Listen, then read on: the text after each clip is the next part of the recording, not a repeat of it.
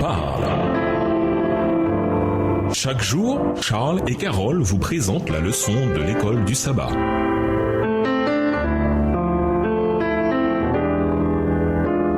Bienvenue dans votre émission. Dieu nous parle. Nous voilà à la leçon 5, un témoignage mu par l'esprit. Étude de la semaine, Jean 15, les versets 26 et 27, Acte 2, les versets 41 et 42, Acte 8, le verset 4, Hébreux 4, le verset 12, Acte 17, les versets 33 et 34 et Acte 18, le verset 8. Verset mémorisé. Quand ils eurent prié, le lieu où ils étaient rassemblés trembla. Ils furent tous remplis de l'Esprit Saint. Ils disaient la parole de Dieu avec assurance. Acte 4, verset 31. Quand Jésus a ordonné aux premiers croyants, allez dans le monde entier et proclamer la bonne nouvelle à toute la création, ils ont dû se dire que c'était une mission impossible. Marc 16, verset 15. Comment allaient-ils pouvoir accomplir un défi aussi colossal? Ils étaient si peu nombreux. Leurs ressources étaient limitées. C'était un groupe de croyants ordinaires, la plupart sans instruction. Mais ils avaient un Dieu extraordinaire qui leur donnerait la puissance nécessaire à leur mission extraordinaire. Jésus déclara, mais vous recevrez de la puissance quand l'Esprit Saint viendra sur vous, et vous serez mes témoins à Jérusalem, dans toute la Judée et en Samarie, et jusqu'aux extrémités de la terre. Acte 1, verset 8. La force du Saint-Esprit leur permettrait de partager le message de la croix avec une puissance qui transformerait la vie, transformerait le monde. Le Saint-Esprit rendit leur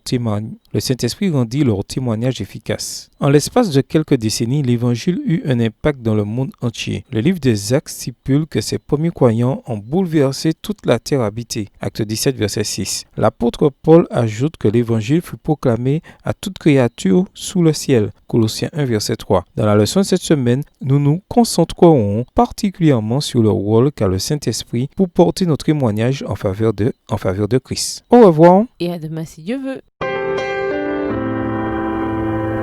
Dieu nous parle. Chaque jour, Charles et Carole vous présentent la leçon de l'école du sabbat.